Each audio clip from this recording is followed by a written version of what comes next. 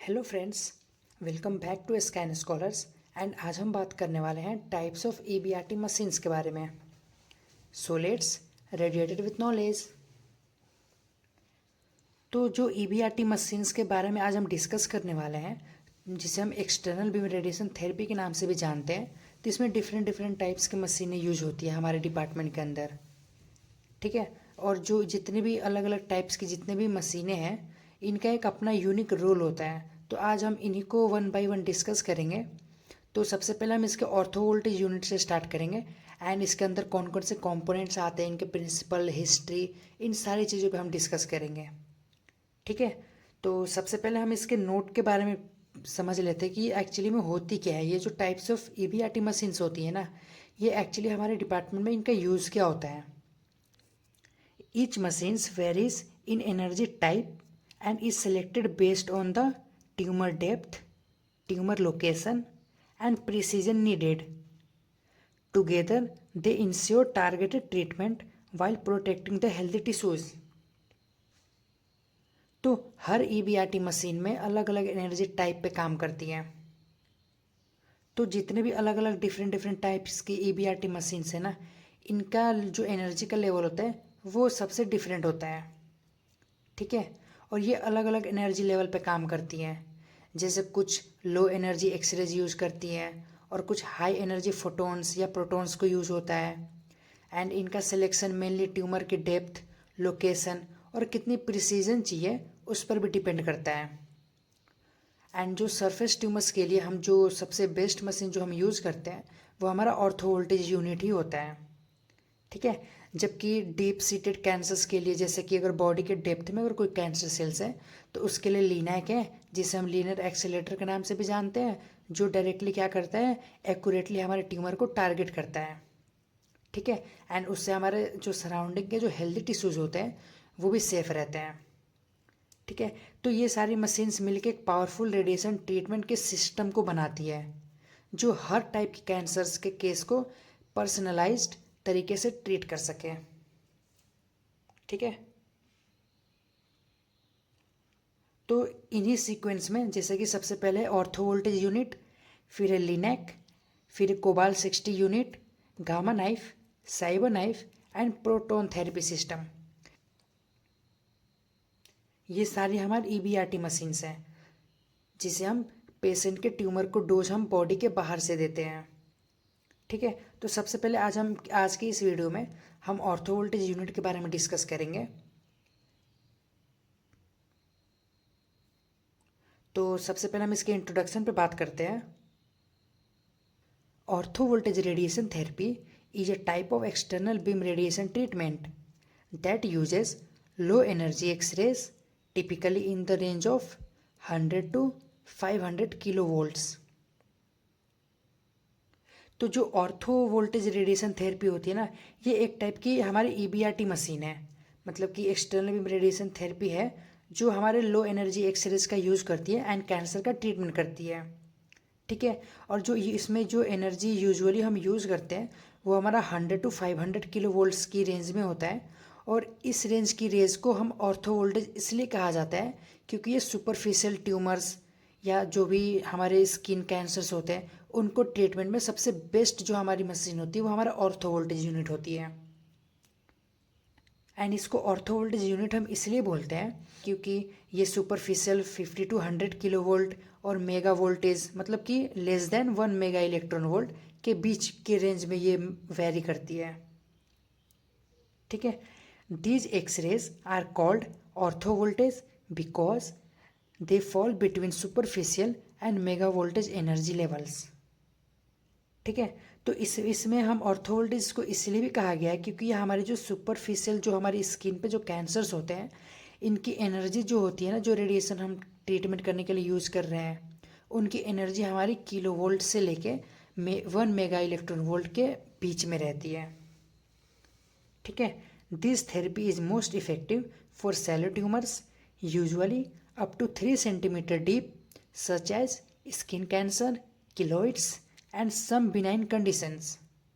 तो इस थेरेपी का जो हमारा प्राइमरी यूज़ होता है वो सैलिड ट्यूमर्स के ट्रीटमेंट के लिए यूज़ होता है, जैसे कि स्किन कैंसर हो गया, किलोइड्स हो गया और कुछ बिनाइन कंडीशंस जैसे सीबेसियस सिस्ट या क्रोनिक इन्फ्लामेटरी अगर कोई इश्यूज़ हुए हैं पेशेंट को, तो इसलिए हम इस ऑर्थो वोल्टेज का भी हम इस थेरेपी में यूज करते हैं, क्योंकि इसकी जो पेनिट्रेशन जो लिमिट होती है ना, वो लिमिटेड होती है, और ये हमारी सिर्फ 3 सेंटीमीटर बॉडी के या स्किन के डेप्थ तक में अपनी डोज को दे सकती है। ठीक है, और इसलिए ये सरफेस लेवल टिश्यूज़ के लिए हाईली एक्यूरेट एंड सेफ माना जाता है। एंड इसका जो एडवांटेज होता है वो ये होता है कि रेडिएशन सिर्फ टारगेटेड एरिया तक लिमिटेड रहता है, जिससे कि सराउंडिंग जो हेल्दी टिश्यूज़ होते हैं ना, उनका डैमेज भी कम से कम हो जाता है। एंड जब अगर हम पहले की बात करें तो पहले के टाइम पे जब लिनैक और मेगा वोल्टेज मशीन्स अवेलेबल नहीं थी, तो हम ऑर्थो वोल्टेज थेरेपी ही एक स्टैंडर्ड मेथड थी हमारे सरफेस ट्यूमर्स के लिए। ठीक है, एंड अब हम इसके हिस्ट्री पे बात करते हैं ऑर्थो वोल्टेज यूनिट के। तो सबसे पहले 1895 में discovery of x-rays, sir William Conrad Roentgen discovered x-rays marking the start of radiation in medicine. तो सबसे पहले 1895 में जब हमारे सर विलियम कॉनरेड रॉन्जन ने, जिन्होंने एक्सरे को डिस्कवर किया था, तो उसी मोमेंट से रेडिएशन का मेडिकल फील्ड में एंट्री हुआ। ठीक है, तो पहली बार डॉक्टर्स के पास एक इनविजिबल टूल था डिजीज़ देखने और ट्रीट करने के लिए। ठीक है, तो जो एक्सरेज की जो डिस्कवरी करी थी वो हमारे सर विलियम कॉनरेड रॉन्जन ने 1895 में की थी। ठीक है, एंड फिर 1900 में doctors began using low energy X-rays to treat skin conditions and tumours. तो फिर 1900 में क्या हुआ कि जो डॉक्टर्स ने जो लो एनर्जी एक्सरेज को यूज़ करना स्टार्ट कर दिया था, स्पेशली स्किन डिजीज़ और ट्यूमर्स के लिए। ठीक है, तो यही एक एरा था जहाँ पे हम रेडिएशन, जब हमारी डिस्कवरी हुई थी एक्सरेज की, उसके बाद हमने स्किन कैंसर्स एंड ट्यूमर्स को ट्रीट करने के लिए हमने ऑर्थो वोल्टेज में एक्सरेज का यूज़ करना स्टार्ट किया। एंड देन 1922 1930 के बीच में machines producing 100 to 500 kilovolt X-rays were developed called ortho voltage. तो फिर उसके बाद हमारा ऑर्थो वोल्टेज एरा स्टार्ट हुआ, जब नई नई मशीनें डेवलप हुई, तो वहाँ पे हमारी जो एनर्जी की रेंज थी एक्सरेज की, वो हमारी 100 to 500 किलोवोल्ट एनर्जी की एक्सरेज को प्रोड्यूस करती थी। और इसको ऑर्थो इसलिए कहा गया है क्योंकि ये मिड रेंज वोल्टेज पे काम करती थी, ना ज़्यादा डीप एंड ना ज़्यादा सैलो।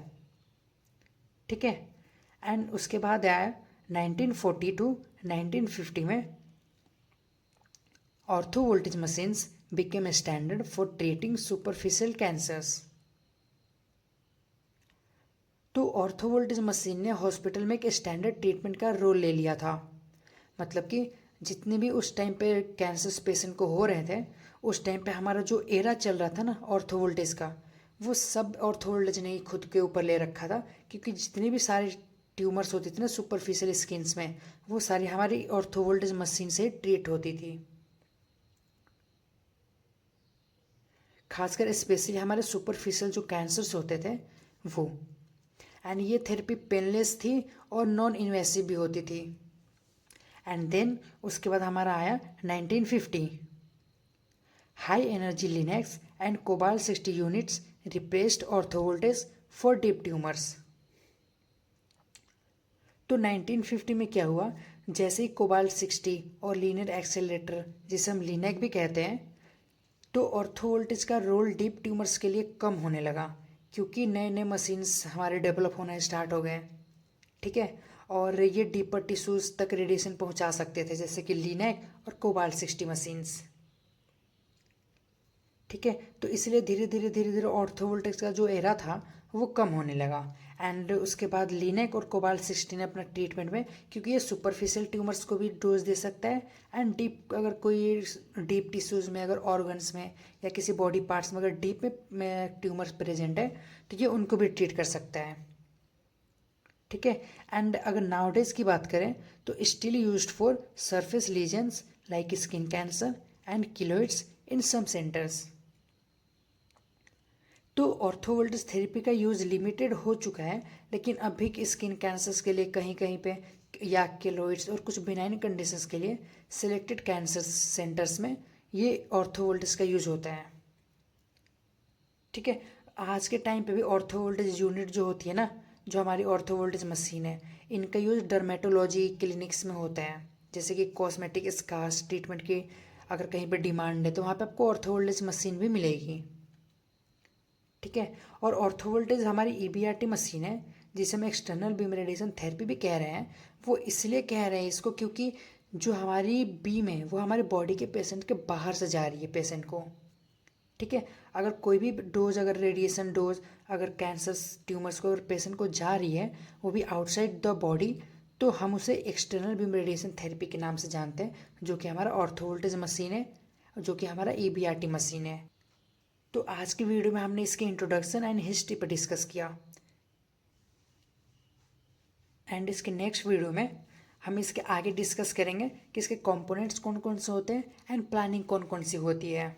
तब तक के लिए आप इसको लाइक शेयर एंड सब्सक्राइब करो। अगर समझ आया तो वाओ, नहीं आया तो रिवाइंड कर लो, और हाँ, बेल आइकन को भी प्रेस कर देना ताकि नेक्स्ट वीडियो आते ही आपको नोटिफिकेशन मिल जाए। सो मिलते हैं अब नेक्स्ट वीडियो में, तब तक के लिए stay curious and stay smart.